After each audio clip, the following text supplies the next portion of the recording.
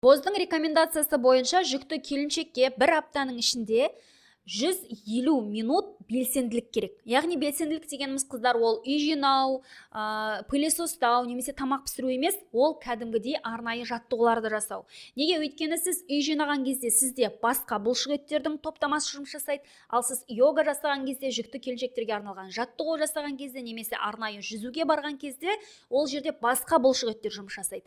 Сондықтан бір аптада кем дегенде 150 минут сізде осындай жаттығуға, йогаға, жүзуге арналған белсенділік болу керек.